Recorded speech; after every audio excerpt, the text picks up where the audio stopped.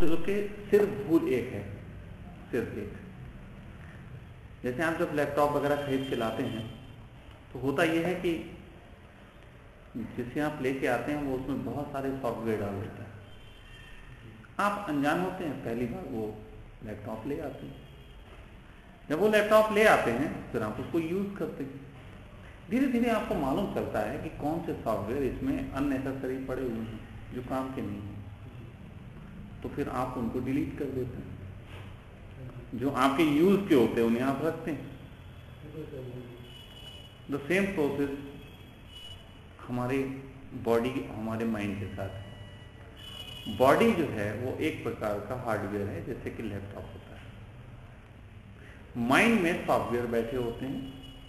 वो सॉफ्टवेयर कोई और नहीं डालता, बचपन से सोसाइटी धीरे धीरे लोड करती है, तो आप पे वो सॉफ्टवेयर सब लोड हो जाते हैं।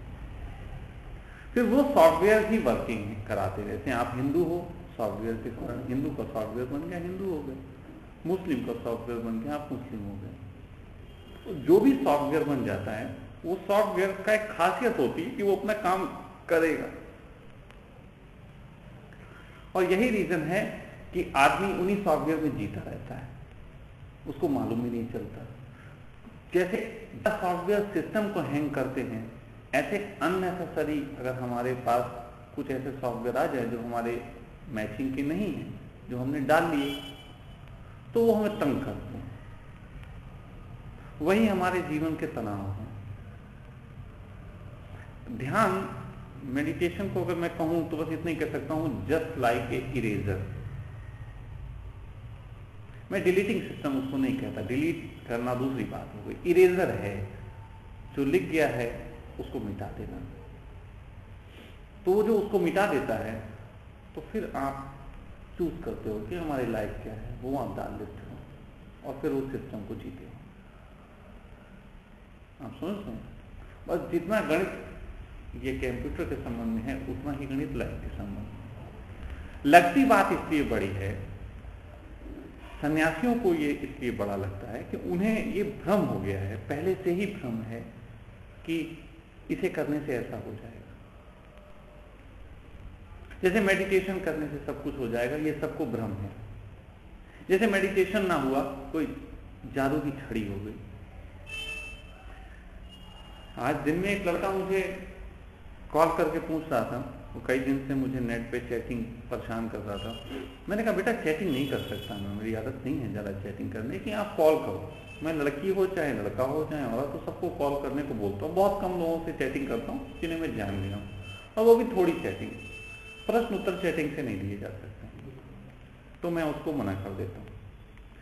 तो उस लड़के ने आज मुझे कॉल किया और कॉल करके मुझसे कहने लगा स्वामी जी, वीर जो है वो सब व्यर्थ चला जाता है, बनता है प्रतिदिन व्यर्थ चला जाता है, तो बहुत बड़ी ऊर्जा का नुकसान हो रहा है, बहुत कीमती चीज व्यर्थ जा रही है। हमने कहा कितनी कीमत है भाई, मुझे कीमत बता दें। तो कहने लगा कि हमें ये तो बहुमूल्य है। हमने कहा किसने कहा? कहने के शास्त्रों में लिखा है। हमने कहा हो सकता है झूठ लिख दिया हो, पक्की बात नहीं लिखी। और मैंने कहा जिन्होंने शास्त्र लिखे वो सब भी तो वेद का यूज कर रहे थे। कहने लगा स्वामी जी उसमें आत्मा होती है, वो तो मर जाते हैं। हमने कहा जिस एक इंटरकोर्स में आप सोचते हो कि आत्माएं निकल रही हैं, वहां 30 लाख आत्माएं निकल रही होती हैं। वो आत्मा नहीं है, वो आत्मा की संभावनाएं हैं।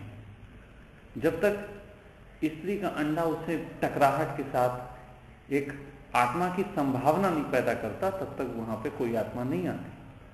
तो तुम भूल जाओ कि तुम किसी आत्मा की हत्या करते हो, क्योंकि आत्मा की हत्या सेकंड हम दोनों करेंगे, हाथ दोनों के मिलेंगे तभी सेकंड हुआ, वरना सेकंड क्या हुआ? हमारे पास भी हाथ है, तुम्हारे पास भी हाथ है, बेकार है जब तक मिला नहीं, सेकंड नहीं। अब हम अपना यहां हिलाएं और तुम्हारा तुम वहां हिलाओ, बोलो सेकंड हो गया, नहीं होता ना। The same process is where.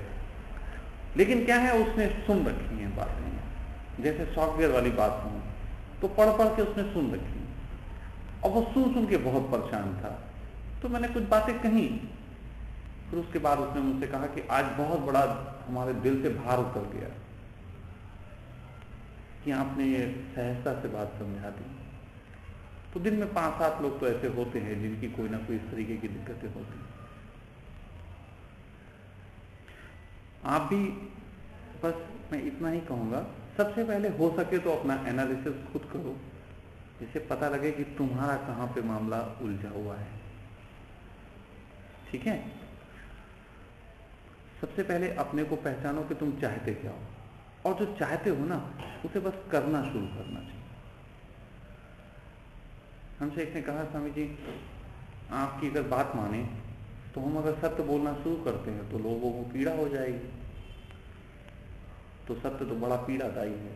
हमने कहा गलत बात है, बिल्कुल गलत। सत्य की पीड़ा नहीं होगी। तुमने जो 25 साल की उम्र से झूठ बोल के इकट्ठा किया है वो झूठ पीड़ा देगा। तुम्हारी अगर 25 साल की उम्र है और तुमने 25 साल तक झूठी व्यवस्था खड़ी की है, तो जिस दिन पहली बार सच्ची व्यवस्था को लाओगे तो ऐसा ही है जैसे कि एक दिन का बच्चा और 25 साल का पुरुष ये जीत नहीं पाएगा।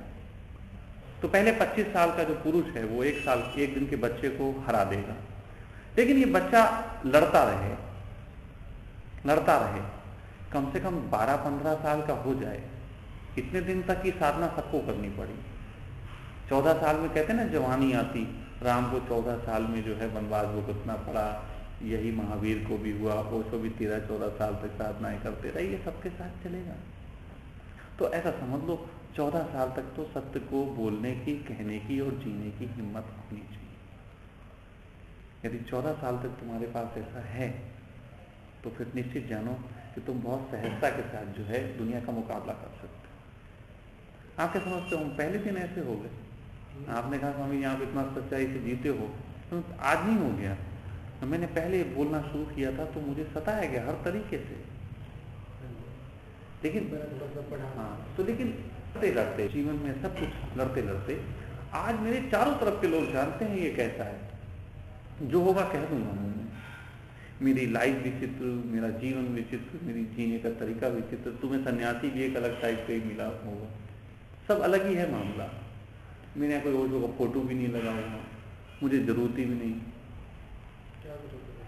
तो ये सारी चीजें जो हैं आपको हौसले होने चाहिए। अगर अंदर से आपके हौसला है जीने का, आप जो चाहते हो उसको फाइट करके पाने का, तो वो प्रयास शुरू कर देना चाहिए। आज लव धर्मा बढ़ रहा है, लव धर्मा का प्रयास जो है लोग सराह रहे हैं, सुन रहे हैं, बात कर रहे हैं, कॉल आ रहे हैं। आज से 13-14 साल पहले जब मैंने प्रेमियों की मदद की थी तो मदद तो बहुतों ने ली थी, लेकिन मुझे सिर्फ गालियां मिली थी, बहुत गालियां मिली थी। ऐसा जीवन जिया था कि सड़क से निकलते तो छतों से लोग छूटते थे सुने,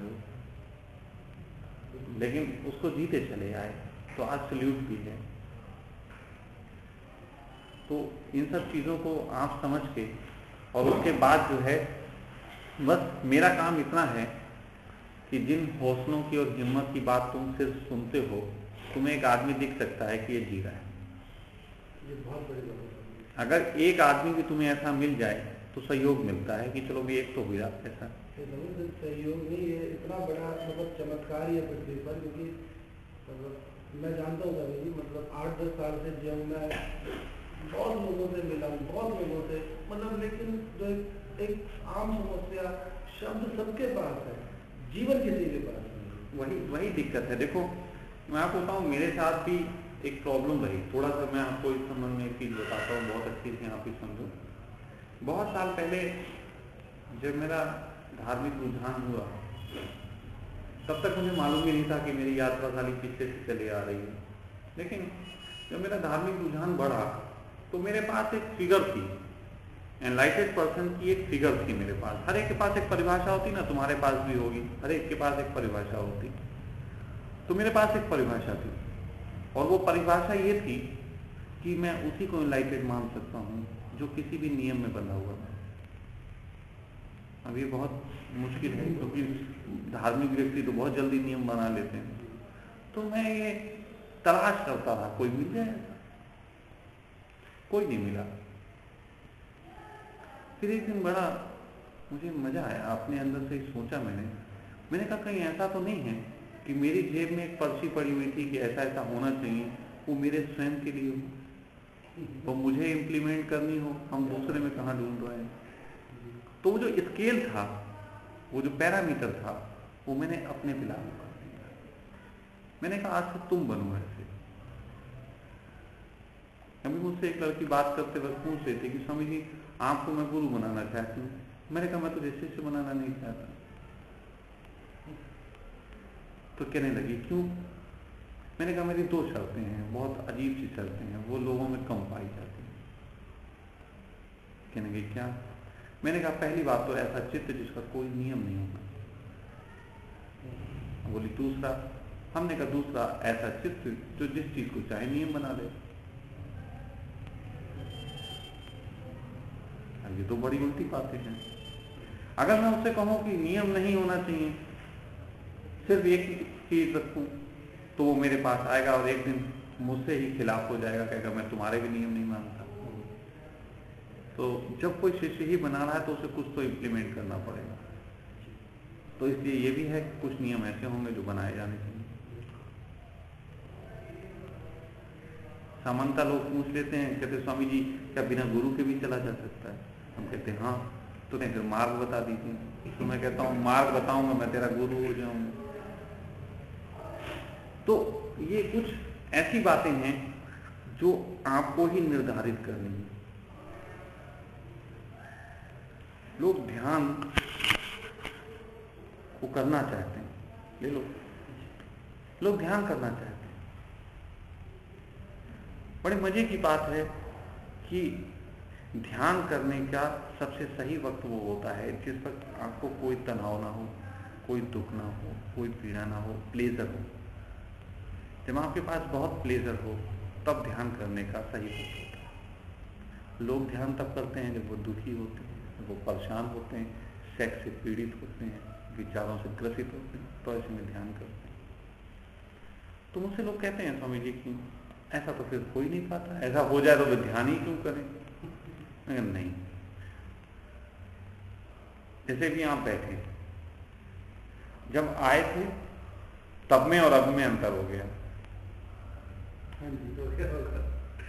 तो अब जो अंतर है, जैसे कि आप इतने देर की चर्चा के बाद जो अंतर आता है, ऐसे अंतर की स्थिति में शांत होकर फिर ध्यान में उतरा जाना चाहिए। बस इतना ही खेल है मास्टर के साथ का, सिर्फ इतना खेल। इतना खेल ये तो चमत्कार है कि और किसी तरह से हो नहीं सकता, मैं और कहीं नहीं। मैं ये जो कह रहा हूं, सबसे पहले बेटा सीखना पड़ता है। अगर आप कहोगे कि मैं आपको कोई चिराग दे दूं, आप उसको जाके घर में रगड़ो, जिन्न निकल आए, तो ऐसा कुछ नहीं होगा। आप बहुत सहजता से अंतिम बात यही कहूंगा कि आप मित्रवत जब चाहें आ जा सकते हैं, मेरे पास आइए, बैठिए, हंसेंगे, गाएंगे, खेलेंगे, चाय पिएंगे, बातें करेंगे। और उन मोमेंट्स में धीरे धीरे मैं वो मोमेंट्स तैयार करूंगा। ये मेरे अपने तरीके हैं कि जिन तरीकों में तुम्हें ध्यान की तरफ धक्का दिया जा सके। ये प्रोसेस है। बस यही चाहिए ताकि आप अलाउ करें मुझे। नहीं, मैं सबको अलाउ करता हूँ। मैं आदमी ही बोलता हूँ। मेरे पास कितने लोग हैं जो आते हैं जिन्हें मैं जानता भी नहीं, वो आते हैं, रुकते हैं, रहते हैं, चले जाते हैं। अभी भी एक लड़का रह रहा है, वो 14 साल से मुझसे जुड़ा हुआ है। मैं उससे 14 साल पहले कहा करता था कि तेरा घर छूटना निश्चित है, वो नहीं माना। अभी उसका 20-25 दिन पहले घर छूट गया। तो वो कह रहा था मैं शायद पहले आपकी मान ली होती तो अच्छा था। तो अब वो मेरे पास है। तो वो एक मेरा ढंग है अपने तरीके में। मैं